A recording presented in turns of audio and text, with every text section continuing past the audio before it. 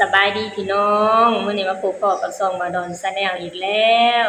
มื้อนี้สตุกจะมาเว้าสู่ฟังเนาะพี่น้องเนาะจะมาเว้าสู่ฟังว่าหลังจากที่สตุกกลับมาอยู่บ้านนี่เป็นปีกว่านี่สตุกวางแผนการใช้เงินเก็บเงินแบบใดเนาะพี่น้องเนาะอันคือเว้าง่ายๆคือแบบว่าสตุกจะเว้าไปถึงอยู่ไทยเนาะพี่น้องเนาะตอนที่สตุกอยู่ไทยนี่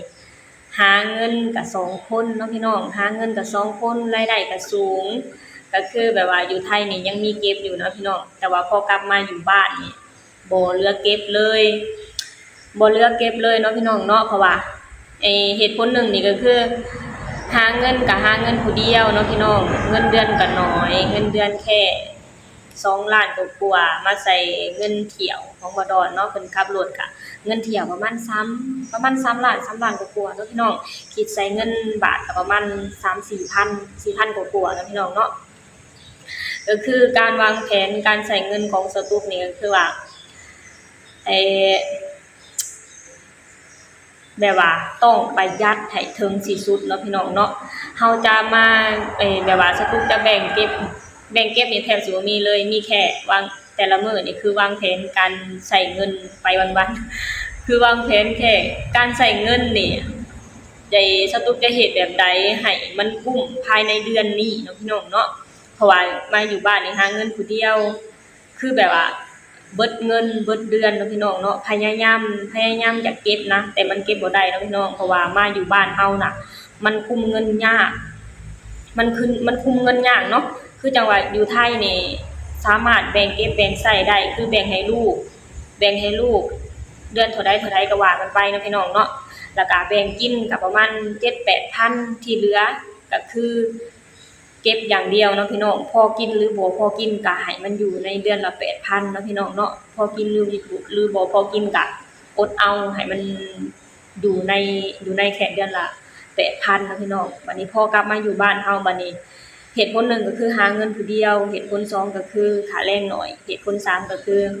ของแพงเนาะพี่น้องของแพงบัดนี้เฮาอยากประหยัดเฮาก็ประหยัดบ่ได้เนาะพี่น้องเพราะว่าแต่ละมื้อแต่ละเว้นเฮาก็ต้องดำรงชีวิตเฮาก็ต้องใช้ชีวิตเนาะพี่น้องเนาะเอ่คือแต่ละมื้อก็สตุกใช้ชีวิตน่ะนำวางแผนการใช้เงินน่ะแต่ละมื้อน่ะให้ลูกไปโรงเรียนมื้อละ15,000เนาะพี่น้องเนาะคือแบบว่าสตุกคิดไว้เลยว่าเพราะว่า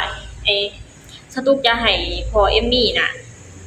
อาทิตย์ละ200,000เนาะพี่น้องอาทิตย์ละ200,000ว่าง่ายๆคือสตุกน่ะวางแผนใช้เงินน่ะอาทิตย์ละ1,000เนาะพี่น้องอาทิตย์ละ1,000ก็มันสิตกอยู่ประมาณ600,000กว่าๆเนาะพี่น้องเนาะก็คือเนี่ยสตุกแบ่งออกเลย600,000200,000นี่แบ่งให้พ่อเอมมี่แล้วก็100,000น่ะซื้อของอยู่ของกินแล้วก็อีก75,000เพราะว่าสตุกให้ลูกไปโรงเรียนมื้อละ15,000เนาะพี่น้องเนาะถ้าหากว่าคิดเป็นอาทิตย์ก็คือ75,000เนาะพี่น้อง600,000สตุกแบ่งให้พ่อดอกให้บ่ดอนแล้ว200,000ซื้อของกิน100,000ให้ลูก75,000แล้วก็สิเหลืออยู่200,000เนาะพี่น้องเนาะคือภายในมื้อหนึ่งบัดนี้มื้อหนึ่งน่ะสตุกน่ะจะพยายามบ่ใช้เงินเลยเนาะพี่น้องเนาะถ้าหากว่าใช้ก็บ่เกินมื้อละ10,000เนาะพี่น้องถ้าหากว่าสตุกกันอยากกินหันกินนี่อยู่บ้านเนาะสตุกก็บ่ได้ไปไสเนาะสตุกอยู่กับคนน้อยคือใน10,000นี่ส่วนมากน่ะสตุกก็บ่ค่อยได้กินอิหยังเนาะสตุกจะซื้อแต่ขนมให้คนน้อยเนาะพี่น้องแล้วเหลือเงินอยู่200,000ก็สตุกเก็บเผื่อไว้เผื่ออยากกินหันกินนี่คืออยากกินต้มข้าวเปียกก็เอาเงินในส่วน200,000นี่ไปซื้อเนาะพี่น้องเนาะไปซื้อข้าวเปียกมาต้มแล้วถ้าหากว่าภายในอาทิตย์นั้นน่ะเงินต้องกินเงินแค่อยู่ในเงินที่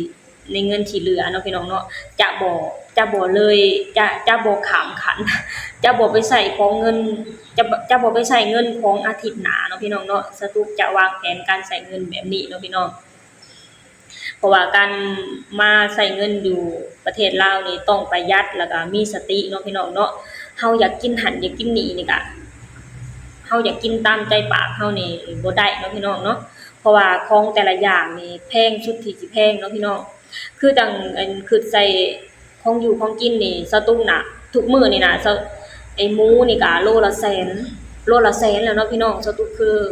ทุกมื้อนี่สตุ้งบ่กล้ากินหมูสดเลยสตุ้งจะซื้อแต่ของที่เขาแช่แข็งไว้เนาะพี่น้องก็คือพวกไก่พวกพวกไก่ซีพีหรือหมูกับหมูเป็นหมูสับเนาะพี่น้องถุงละถุงประมาณ60,000หรือหมูสับก็ถุงละ40,000ก็คืออยู่ในนั้นก็แสนกว่าเนาะพี่น้องเนาะแต่คิดอยู่ในนั้นคือจังคือแบบว่าภายในอาทิตย์นั่นน่ะแต่ว่าแต่ละอาทิตย์นี่สตุ๊กจะเปลี่ยนอาหารเด้สตุ๊กจะเปลี่ยนอาหารสตุ๊กจะบ่ซื้อซ้ำเนาะพี่น้องเนาะมันจะได้บ่เบื่อเนาะคืออาทิตย์นี้สตุ๊กจะวางแผนไว้เลยว่าอาทิตย์นี้ซื้อหมูสับถุงนึงซื้อไก่ถุงนึงก็จะอยู่ในแค่อยู่ในนั้นเนาะพี่น้องเนาะเพราะว่าอาทิตย์นึงสตุ๊กจะกินกับครอบครัวแค่หมูแค่2อย่างเท่านั้นเนาะพี่น้องเนาะแล้วมาอาทิตย์หน้าสตุ๊กจะวางแผนซิเลยว่าซื้อไข่แตะนึงซื้อปลาทูมาโลนึงก็จะได้แล้วอาทิตย์นึงเนาะพี่น้องเนาะคือการวางแผนการใช้ชีวิตของสตุ๊กก็สิประมาณนี้เนาะพี่น้องเนาะคือหมูสดนี่บ่กล้าแตะเลยมันแพงเนาะพี่น้องเนาะมันแพงแล้วก็อีกอย่างก็มันมีแต่น้ำมันมีแต่กระดูกเนาะพี่น้องอันนี้ก็คือการวางแผนการใช้ชีวิตของสตุ๊กเนาะวันนี้กลับมาอยู่บ้านนี่ก็เฮากำหนดบ่ได้เนาะเพราะว่าคืออยู่ไทยนี่กำหนดได้คือเฮาบ่ได้มาเสียมาจิกมาจ๊อกบ่ได้มาเสียหันเสียนี่เนาะพี่น้องเนาะคือเสียแค่ที่เท่าที่เฮากำหนดก็พอเนาะพี่น้องแต่ว่ากลับมาอยู่บ้านเฮานี่เฮากำหนดบ่ได้แบบว่าคิดใส่บัดนี้เงิน600,000นี่ถ้าหากว่ามีอาทิตย์ใดที่ถือเสียค่าน้ำแล้วก็เสียค่าไฟนี่แทบสิบ่ได้กินอีหยังเลยเนาะพี่น้องเนาะแต่ว่าสตุ๊กน่ะพยายามคุมให้ไม่อยู่ในแค่อาทิตย์ละ1,000เนาะพี่น้องถ้าหากว่ามีน้ำมีไฟมาเพิ่มนี่ก็จะเหลือเงินใช้อยู่ประมาณ40-50,000เนาะพี่น้องก็สตุ๊กก็พยายามคุมให้มันอยู่ใน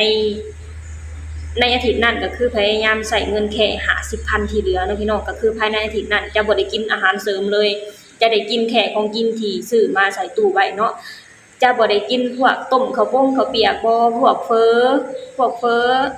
หรือของที่เฮาอยากพวกยำวุ้นเส้นนี่คือสิบ่ได้กินเนาะพี่น้องก็คือจะเปลี่ยนแผนไปกินอาทิตย์หน้าเนาะพี่น้องไปกินอาทิตย์ต่อไปเนาะพี่น้องเนาะอันนี้ก็คือการใช้ชีวิตหรือการใช้เงินอยู่บ้านของสาวตุ๊กเนาะพี่น้องเนาะสำหรับคนอื่นก็สาวตุ๊กก็บ่ฮู้ว่าเพิ่นวางแผนแบบใดนะพี่น้องแต่ว่าครอบครัวของสาวตุ๊กน่ะสาวตุ๊กจะวางแผนแบบนี้เนาะนี่คือการวางแผนของสาวตุ๊กมื้อนี้ก็สาวตุ๊กก็มาเว้าสู่พ่อแม่ฟังเนาะพี่น้องสู่พ่อแม่พี่น้องฟังว่าสาวตุ๊กกลับมาอยู่บ้านสาวตุ๊กใช้เงินแบบใดสาวตุ๊กวางแผนการใช้ชีวิตแบบใดเนาะพี่น้องก็คือมาอยู่บ้านเฮานี่มาอยู่ประเทศลาวนี่ต้องใช้ชีวิตให้มีสติที่สุดเนาะพี่น้องเนาะทั้งการใช้จ่ายทั้งการอยากกินหันกินนี่ก็ต้องให้มันมีสติที่สุดเนาะพี่น้องเพราะว่าเฮาบ่มีรายได้แล้วมีรายได้แค่ทางเดียวแถมรายได้นั้นก็เป็นรายได้ที่น้อยเนาะพี่น้องเนาะเฮาต้องพยายามคุมมันได้เนาะพี่น้องเนาะอันนี้ก็คือการวางแผนการใช้ชีวิตของสาวตุ๊กกับครอบครัวเด้อสำหรับคลิปนี้สาวตุ๊กก็จะขอจบคลิปลงเท่านี้ก่อนฝากให้พี่น้องช่วยกดไลค์กดแชร์กดติดตามในช่องบาดอนChannel แน่เพื่อเป็นกำลังใจให้สาวตุ๊กกับบาดอนเฮ็ดคลิปต่อไปเนาะพี่น้องเนาะสำหรับคลิปนี้สาวตุ๊กก็จะขอจบลงเท่านี้ก่อนเนาะพี่น้องเนาะฝากพี่น้องช่วยกดไลค์กดแชร์กดติดตามในช่องบาดอน Channel เด้อสบายดีสวัสดีค่ะ